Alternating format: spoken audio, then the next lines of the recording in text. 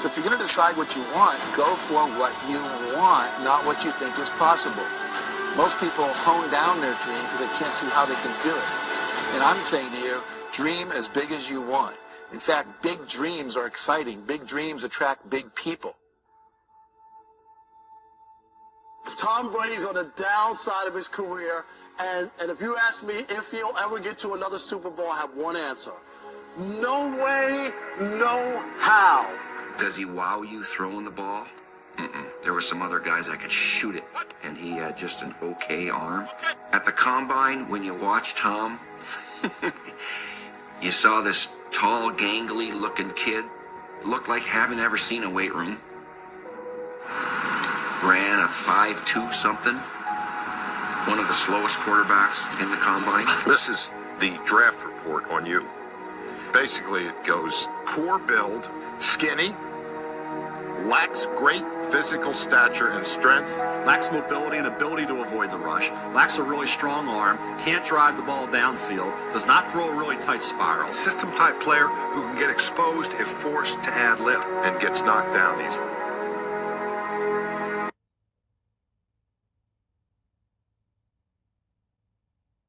Kind of gets me fired up because I'm thinking, what the hell do these people know?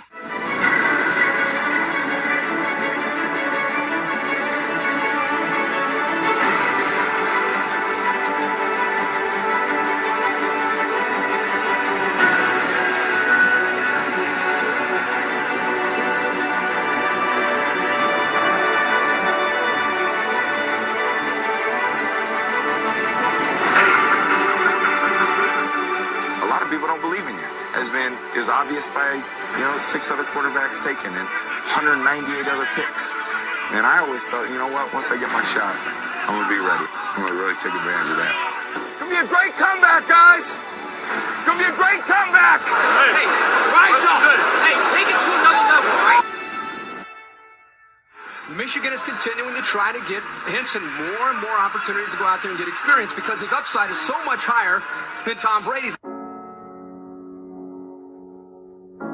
Football until my freshman year, and as a freshman I was the backup quarterback on a team that was 0-8. He wasn't deemed good enough to play one offensive play as a quarterback. There were 7 guys on the depth chart when I got there. The only reason why I played my sophomore year was because the kid who was the freshman quarterback stopped playing because I'm not playing football anymore. So I was like, I guess I'm gonna play, and I always had a decent arm, but I just really took to the game. Against Penn State, Michigan trailed by 10 in the final minutes.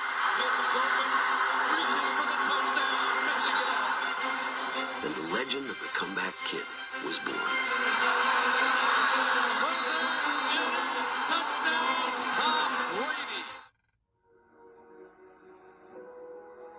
He was skinny, slow, right? Too pretty to be a football player. But he was smarter than everyone. And he studied night and day and night. Nobody works harder than Tom Brady. We were led to believe that he was going to be drafted, possibly second round, probably third round. You see, so-and-so get picked, and then there's 9 more picks gone until one team that you think was interested. You get pretty anxious. It was hard. I remember taking a walk with my dad and mom around the block.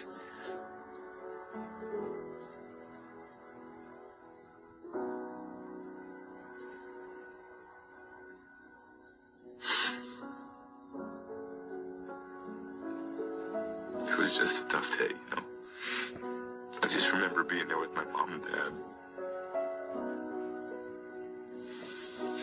Sorry about that. In my estimation, he's the greatest of all time. Yes, I know who you are. You're a 6th-round draft choice. And I always remember he looked me like a laser eye to eye, and he said, "That's right, and I'm the best decision this organization has ever made." He's not the biggest. He was never the strongest. He was never the fastest. He was overlooked. He went in the 6th round. So with that being said, all of the intangibles that a quarterback's supposed to have, they overlooked with him because it was burning from the inside of him. He's a winner.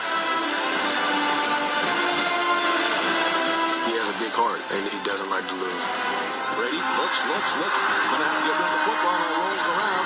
Fires down the field. Caught. 35, 30. Touchdown. Great job by Tom Brady escaping and then having the presence of mind to look upfield. Like, when is this dude gonna give up? He ain't never gonna quit. Never. So until the 000 hit the clock, you gonna get everything Tom Brady has.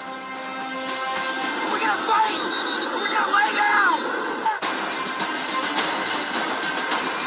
Drops straight back to back. He falls. Gets rid of the football. And it's caught. You'll never see a play like that. I played against one of the greatness. I'm talking about the greatest of great. I think he's one of the best in the history of this league. To me, what separates really good players from great players, execute well under pressure. The biggest games, the greatest stage, I think that's what playing quarterback's all about. Brady tonight is playing in his 7th Super Bowl. The most of any player in Super Bowl history will be gunning for a record-setting 5th win. Fires up, catch me by like goes across the goal line. Touchdown Patriots. Throws it around the goal line. Touchdown Patriots. It's a one-score game. Throws down over and the ball tipped. It's only done before, and he makes the catch. He did. Tom takes the snap. He backs up, hands it to White. Touchdown Patriots. Quick throw to Amendola. It's a tie game in Super Bowl 51. I cannot believe what I'm witnessing. So it is on to overtime. Throws down the middle in traffic. Toss straight right for James White. Over the line! And a title! They have completed the greatest comeback in Super Bowl history. To beat this team and to get down 28-3, it was just a lot of mental toughness by our team, and we're all going to remember this for the rest of our life.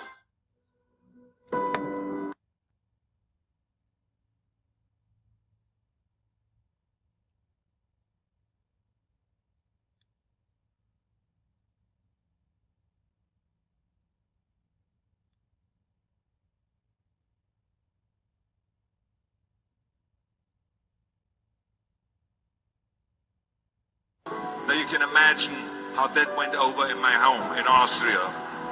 My parents, they couldn't believe it. They would have been just happy if I would have become a police officer like my father, or married someone like Heidi, who had a bunch of kids and ran around like the Van Trapp family in Sound of Music. That's what my family had in mind for me, but something else burned inside me. Something burned inside me. I wanted to be different. I was determined to be unique. I was driven to think big and to dream big. Everyone else thought that I was crazy. My friend said, if you want to be a champion in a sport, why don't you go and become a bicycle champion or a skiing champion or a soccer champion? Those are the Austrian sports. But I didn't care. I wanted to be a bodybuilding champion and use that to come to America and use that to go into the movies and make millions of dollars. So pay no attention to the people that say it can't be done. After all, I remember that after I was finished with my bodybuilding career, I wanted to get into acting and I wanted to be a star in films.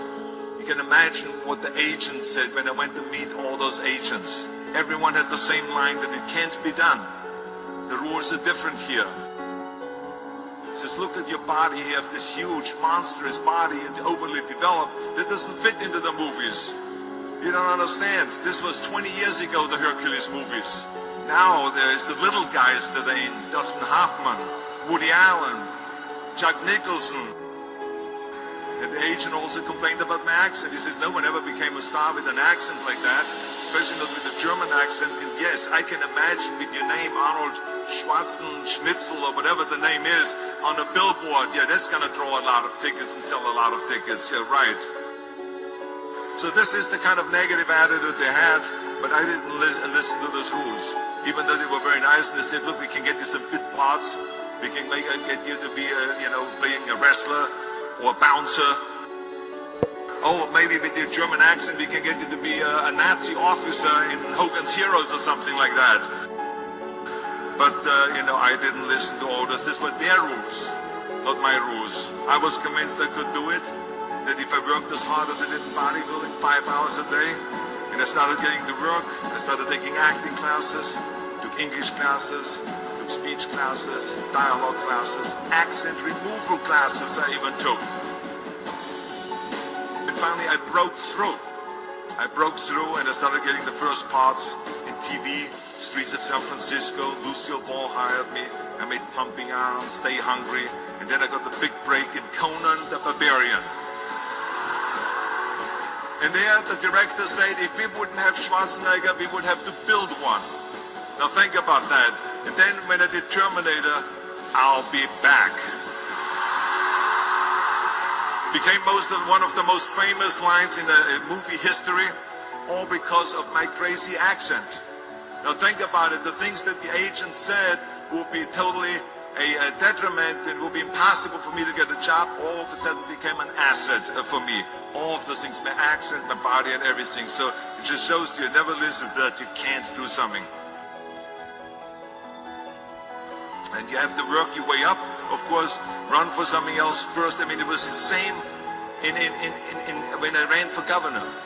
The same lines. You have to work your way up. It can't be done. And then, of course, I ran for governor, and the rest, of course, is history. They said you have to start with a small job as mayor, and then as assemblyman, and then as lieutenant governor, and then as governor. And they said that's the way it works in a political career. I said I'm not interested in a political career. I want to be a public servant. I want to fix California's problems and bring people together and bring the parties together. So, like I said, I decided to run. I didn't pay attention to the rules, and I made it, and the rest is history. People ask me all the time. They say to me, what is the secret to success? So many young people are getting so much advice from their parents and from the teachers and from everyone. But what is most important is that you have to dig deep down and ask yourselves, who do you want to be? Not what, but who. And I'm talking about not what your parents and teachers want you to be, but you. I'm talking about figuring out for yourselves what makes you happy. No matter how crazy it may sound to the people. I spent a lot of time by myself so I could figure out and listen to what is inside my heart and inside my head. Something burned inside me. I wanted to be different. I was determined to be unique. I was driven to think big and to dream big. I always wanted to be very intense. I always wanted to be number one. I took it very seriously in my career. And so this intensity always paid off for me. This commitment always paid off for me. I didn't want to just be a bodybuilding champion. I wanted to be the best bodybuilder of all times. I didn't want to just be a movie star. I wanted to be a great movie star that's the highest paid movie star and have above the title billing. I mean, how many times have you heard that you can't do this, you can't do that, and it has never been done before? I hear this all the time. I was told to my face, you're nothing but a giant muscle. You can't act. You have no future, and you have an accent that is laughable. That just shows you again so much for it can't be done. This is why I try to tell you, anything and everything can be done if you can visualize it, if you believe in yourself. You're going to find the naysayers in every turn that you make. Don't listen. Just visualize your goal, know exactly where you want to go. Trust yourself. So pay no attention to the people that say it can't be done. Trust yourself no matter what anyone else thinks. What is the point of being on this earth if all you want to do is be liked by everyone and avoid trouble? We have so many rules in life about everything. The only way that I ever got any place was by breaking some of the rules. It is impossible to be a maverick or a true original if you're too well behaved and don't want to break the rules. You have to think outside the box. Now, of course, this journey is not going to be without any setbacks, failures, or disappointments. That's just the way life is. Don't be afraid to fail. You can't always win, but don't be afraid of making decisions. You can't be paralyzed by fear of failure, or you will never push yourself. You keep pushing because you believe in yourself and in your vision. And you know that it is the right thing to do. Success will come, so don't be afraid to fail.